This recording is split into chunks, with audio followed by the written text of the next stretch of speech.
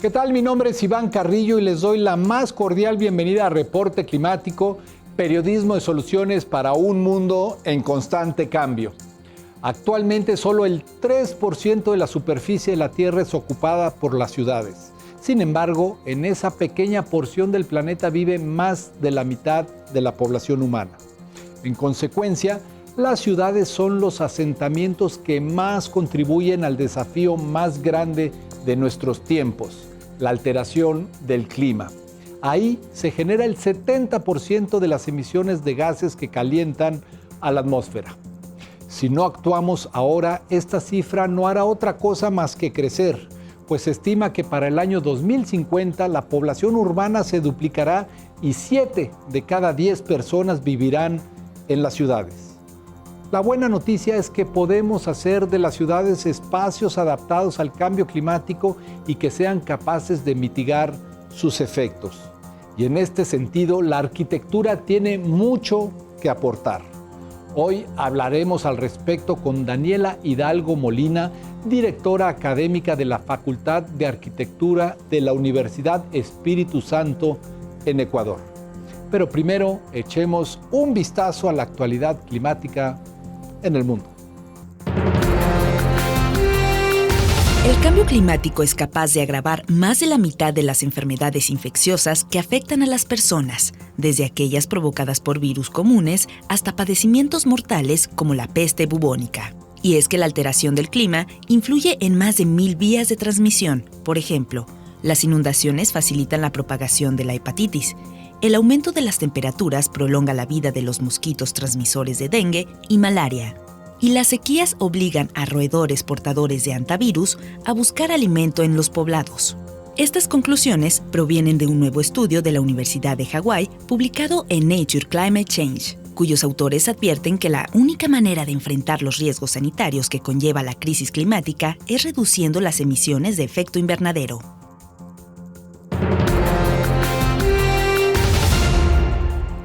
Estados Unidos, el país que más ha contribuido al cambio climático, tiene una gran deuda con el mundo en lo que respecta a la normatividad del metano.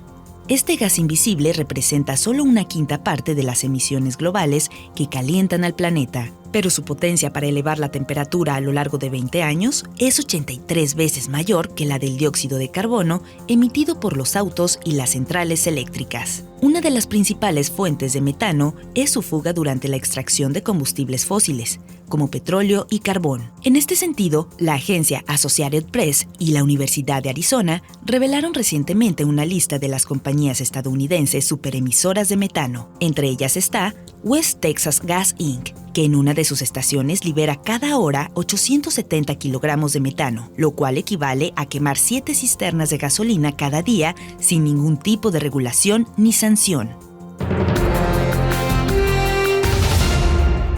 Casi el 80% de los arrecifes de coral del Caribe se han perdido en los últimos años como consecuencia del desarrollo costero, la sobrepesca, la contaminación y, por supuesto, el cambio climático. Para ayudar a revertir dicha situación, la ONG Ecomares lanzó la iniciativa 1 millón de corales por Colombia. De acuerdo con la ONU, el objetivo final del proyecto, que está siendo apoyado por el gobierno nacional, es restaurar 200 hectáreas de arrecifes para el año 2023, convirtiéndose así en el mayor esfuerzo de este tipo en todo el continente americano. El método que utilizan los biólogos involucrados consiste en tomar un fragmento suelto de coral para cortarlo en 5 partes. Luego, estos fragmentos son colocados sobre una base donde se les deja crecer en una suerte de vivero, hasta que se fusionan y están listos para ser trasplantados en el arrecife.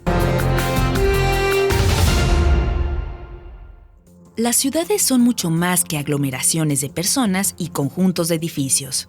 En realidad, podemos considerarlas una de las invenciones más importantes de la humanidad, ya que en ellas han florecido el arte, la ciencia y la filosofía. Se cree que la primera urbe de la historia fue Uruk, situada en la fértil región de Mesopotamia, a las orillas del río Éufrates, en lo que hoy es territorio de Irak. Uruk llegó a tener una población de más de 60.000 personas. La ciudad se fundó hace unos 6.000 años. Estaba enmarcada por templos y canales de riego, y ahí sus habitantes inventaron la primera forma de escritura de la que se tiene registro, llamada cuneiforme. Así como Uruk, otras ciudades emergieron en Mesopotamia. Lo mismo ocurrió a lo largo del río Nilo en el antiguo Egipto, en el valle del río Indo del subcontinente indio y en la ribera del río Amarillo en China. Todos estos asentamientos tenían algo en común: eran ciudades agrícolas. El cultivo de la tierra le permitió a sus pobladores abandonar el estilo de vida nómada como cazadores-recolectores, mientras que la cercanía a los afluentes significó un medio de transporte que a su vez facilitó el comercio. Desde entonces, las personas nos hemos sentido atraídas por las ciudades como centros de desarrollo, educación y oportunidades económicas, lo cual detonó su crecimiento. En un inicio, este fue lento y constante, pero en tiempos recientes su descontrol ha encendido las alarmas. De hecho, hasta hace pocos años, la gran mayoría de la población mundial vivía en zonas rurales. Por ejemplo, la Oficina del Censo de Estados Unidos indica que en 1800 el 94% de sus habitantes radicaba en el campo. Para 1900, esta cifra bajó a 60% y actualmente se ubica en 17%. Una de las principales razones del crecimiento de las ciudades fue la Revolución Industrial, que comenzó en Inglaterra a mediados del siglo XVIII y luego se extendió a los Estados Unidos y al resto del mundo. Este evento histórico contribuyó al auge de las fábricas, creando una demanda de trabajadores en las zonas urbanas. La continua migración de las zonas rurales a las zonas urbanas y los nacimientos entre quienes ya viven allí constituyen el combustible de las ciudades en expansión. El resultado es que hoy existen en todo el mundo megaciudades, es decir, urbes con más de 10 millones de habitantes que básicamente crecen de dos formas diferentes. Por un lado, están las megaciudades ricas de América del Norte, Europa y el este de Asia, que se extienden verticalmente. Y en el otro extremo se encuentran las megaciudades de África subsahariana, el sur de Asia y América Latina, que crecen de manera horizontal. Estas últimas son las que más preocupan a los expertos, ya que carecen de los recursos para administrar su crecimiento, y pese a ello, se espera que alberguen 2.000 millones de personas adicionales para el 2050. Consecuencias como una mayor inequidad social, estrés económico y problemas ambientales no se harán esperar en esos sitios, donde la alternativa es combatir la expansión insostenible ahora o ver cómo los conflictos empeoran mañana. Existen ciudades que ya tomaron el rumbo hacia un modelo más sostenible. Es el caso de Singapur, Ámsterdam y Barcelona. No obstante, en América Latina dicha transición está siendo muy lenta. Daniela Molina señala las acciones necesarias. Evitar el crecimiento horizontal en viviendas unifamiliares, que es algo que lo visualizamos en América Latina, en Ecuador.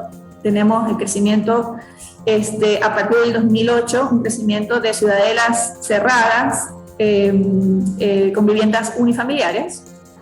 Entonces, que por supuesto ocupa el suelo, ¿no? Incentivar más al crecimiento vertical, a las viviendas multifamiliares de uso mixto. O sea, es decir, que los equipamientos necesarios, ya sea salud, comercio, equipamientos culturales, educativos, estén cerca de donde vivimos. Esto implica un cambio de paradigma en nuestra visión de lo que debe ser una ciudad. De fortalecer las centralidades urbanas, las centralidades barriales, conceptos que se abrieron en debate en la época de pandemia, de este concepto de la ciudad de los 15 minutos del arquitecto urbanista Carlos Moreno, o sea, mejorando los espacios públicos, la conectividad, generando este tema de movilidad multimodal, ¿sí? Cómo podemos acceder a los servicios en bicicleta o caminando, ¿sí? Para evitar el uso del automóvil. Entonces, es un tema a nivel de arquitectura, por supuesto, y de ciudad. La apuesta tiene que ser por las ciudades compactas, eludiendo a toda costa el modelo de urbe dispersa. ¿Y en qué nos beneficia cuando fortalecemos este concepto de la ciudad compacta? Es que damos la oportunidad de tener más uso, o sea, en el suelo, para agricultura orgánica, para rescate de manglar, para áreas verdes, para espacios públicos, que por ejemplo en el caso de una emergencia, qué importante es un espacio público de calidad, por supuesto. Pero, ¿qué pasa con las ciudades que llevan décadas o siglos creciendo de forma dispersa? ¿Es posible corregir su rumbo? Esto responde Daniela Molina. Por ejemplo, edificios en los centros históricos. Los centros históricos han tenido un efecto de que, como la gente se ha movilizado a las periferias, ¿sí?, los centros han sido descuidados, abandonados. Uh-huh. Entonces ahí se necesita una rehabilitación del centro histórico. Evaluar, por ejemplo, si existen edificios que obviamente no son patrimoniales y ya están en total descuido, ver si hay un estudio y poder incentivar los espacios públicos y los parques, o sea, aumentar el incremento de estas áreas. Promover la ciudad caminable en los centros, promover la ciudad caminable, o sea, cómo podemos planificar una ciudad más saludable, ¿sí? Se trata de ajustes que no suceden de la noche a la mañana, sino que son progresivos. De ciudades caminables. Por ejemplo, en la Gran Manzana, en Nueva York, uh-huh, desde 2009 comenzó como un proyecto puntual de ciudad caminable y fue extendiéndose y se busca que todo Manhattan sea un sector caminable, ¿sí? Entonces, este tipo de estrategias hay que comenzar en las ciudades, basándose en un análisis y un estudio y ver qué calles tienen potencial y que sirvan como ejemplo para que estas calles puedan, por supuesto, extenderse en supermanzanas, como el ejemplo de la ciudad de Barcelona. Todo comenzó en 2016 en un rincón del barrio Poblenou, donde a manera de ensayo se le cerró el paso a los coches en 4 manzanas. Desde entonces, la zona ha duplicado sus áreas verdes, se redujo el ruido, la contaminación disminuyó y se promovió la interacción social. Incluso el comercio ha sido beneficiado y cada vez más ciudadanos apoyan este tipo de proyectos en Barcelona. Comenzó es una calle totalmente emblemática en la ciudad de Guayaquil, histórica, ¿sí?, donde se comercializaba todo el tema del cacao, ¿sí? Se procedía a secar el cacao y se comercializaba. Entonces llegó a ser una ciudad representativa para la ciudad. Pero en el 2020 comenzó a evaluarse, por ejemplo, calles que servían como parqueos y sustituirlos como plazas. ¿Sí? Como plazas para fomentar este concepto de caminabilidad y también fortalecer ciertos edificios históricos, mejorarlos y darles una funcionalidad. Ha empezado el proyecto y esperamos que, todos los ciudadanos, ¿no?, esperamos que esto siga creciendo, incrementando.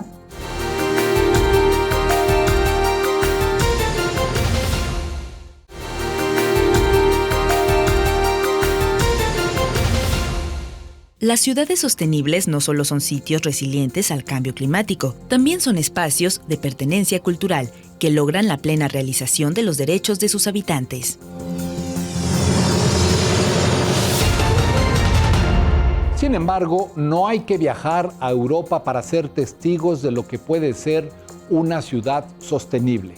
Daniela Molina nos cuenta lo que ha ocurrido en la calle Panamá de Guayaquil, Ecuador.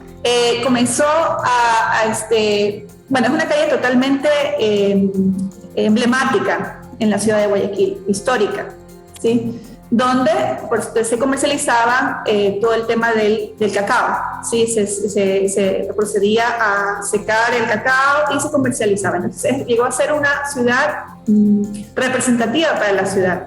Pero en el 2020 comenzó a evaluarse, por ejemplo, calles que servían como parqueos y sustituirlos como plazas. ¿Sí? Como plazas para fomentar este concepto de caminabilidad y también fortalecer ciertos edificios históricos, mejorarlos y darles una funcionalidad. Ha empezado el proyecto y esperamos que, todos los ciudadanos, ¿no?, esperamos que esto siga creciendo, ¿no? Incrementando. A menudo cuando se habla de ciudades sostenibles queda relegado el tema de zonas rurales. Daniela Molina nos advierte sobre los problemas que puede acarrear dicho descuido. La gente, ¿no?, tiene que emigrar por falta de oportunidades, tengan que emigrar a la ciudad. No son todos, pero sí la mayoría van a las ciudades y se asientan en asentamientos informales, porque obviamente el costo de la vivienda es bastante alto. Ya, se asientan en asentamientos informales donde están ubicados por lo general en zonas vulnerables, o sea, zonas de riesgo, zonas inundables, que ese es el caso de la ciudad de Guayaquil. Entonces, ¿qué pasa? O sea, obviamente hay una falta de oportunidades en las zonas rurales, por eso hay este efecto, ¿no? Tal como sucedió en las inmediaciones del río Eren en Taiwán. El río Eren era parte de la identidad de la gente que vivía en el condado de Tainan, en Taiwán, ¿no? Un referente, o sea, era incluso su fuente de alimento, ¿no? Entonces, en los años 50 ellos interactuaban en el río sin ningún problema, pero luego en los años 70 y 80, cuando llegaron las industrias a posicionarse en el sector, en el condado de Tainan, comenzó a contaminarse. Por fortuna, en 2007 la comunidad decidió rescatar el río y también su propia identidad. De la gente, y no solo eso, también obviamente apoyo del gobierno local, de organizaciones nacionales, internacionales, o sea, donde hacían mingas, como actividades comunitarias que les permitía hacer limpieza del río, ¿no? Una de las acciones más importantes fue la restauración de humedales y manglares bajo un modelo participativo. El diseño fue realizado por los líderes comunitarios y la gente del sector, en donde ellos diseñaron, fueron parte del proceso de diseño y obviamente de limpieza del río. Incluso ellos tienen, en el centro comunal, tienen todo lo que encontraron cuando hicieron la limpieza del río, ¿no?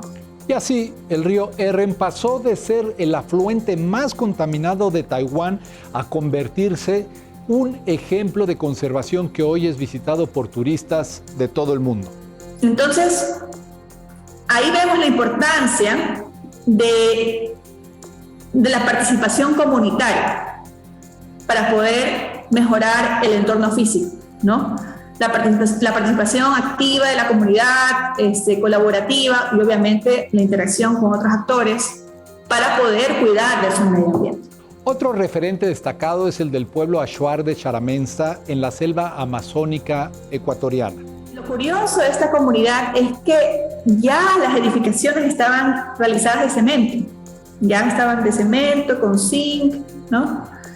O sea, ya había una pérdida de identidad. Y eso no solo era en la comunidad de Charamensa, sino que vas al oriente, a la Amazonía, y ves esa realidad, ¿no? Ya se ha perdido este tema de la identidad. Incluso lo visualizas en la arquitectura, ¿sí? Con ayuda de Amazónica, una organización alemana, los habitantes lograron revertir esa situación. ¿Qué hizo esta organización? Ellos trabajaron con la comunidad muchos años en la parte educativa. O sea, primero había que subir la autoestima de esta comunidad. Tenían que trabajar en la autoestima. Y segundo, ver cuáles eran las técnicas ancestrales, del tema constructivo, ¿no? Y de ahí comenzaron a hacer una serie de trabajos para revivir esta arquitectura ancestral, obviamente aplicando con materiales actuales, porque incluso tienen hasta paneles solares, ya con capacitación y una serie de cosas. La tarea no fue fácil. El concreto es el material fabricado por el ser humano más utilizado de la historia y solo el agua lo supera como el recurso más consumido del planeta. Su ingrediente clave es el cemento, cuya producción es responsable del 8% de todas las emisiones del gas dióxido de carbono. Esta industria es tan contaminante que si se tratara de un país sería el tercer emisor más grande del mundo, solo detrás de China y los Estados Unidos. Entonces, a lo que voy es que, claro, o sea, vemos eso en todas las ciudades, incluso en Galápagos también hay este tipo de problemática, ¿no? Que ves las edificaciones hechas totalmente de cemento, con zinc, ¿ya? Y ahí hay que hacer, yo pienso que empieza con un trabajo bastante, o sea, que empieza desde el tema de educación, cómo podemos regresar este sentido de pertenencia de nuestra identidad, ¿sí? Descubrir las técnicas que ya han sido olvidadas y obviamente ver la manera como aplicamos con las nuevas tecnologías en la arquitectura y materiales alternativos, como por ejemplo la caña guadúa. Aunque son cambios que requieren de la colaboración de todos los sectores, la participación de la academia es especialmente importante. Veamos por qué.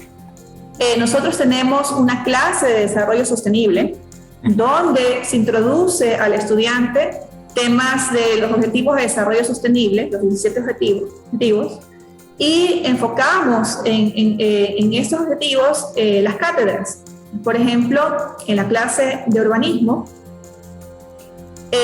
tratamos de que sean temas reales, ¿sí? Temas, proyectos en comunidades donde los estudiantes van, aplican la metodología de diseño participativo, diseñan con la comunidad, planifican con la comunidad y salen resultados interesantes.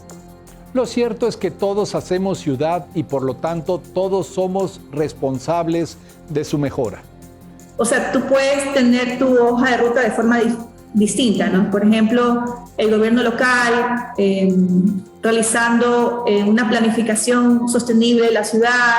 Podría ser en los municipios, por ejemplo, aplicando incentivos o normativas de certificaciones que aporten al tema sostenible, como es el caso de la ciudad-estado de Singapur, que el 60% de las edificaciones ya tienen estas certificaciones.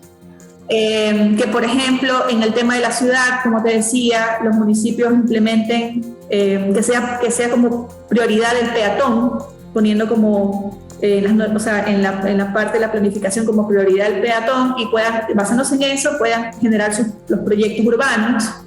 Que el arquitecto que entra al medio considere todos estos criterios sostenibles de iluminación natural, de ventilación natural, para reducir el consumo de energía, ¿no?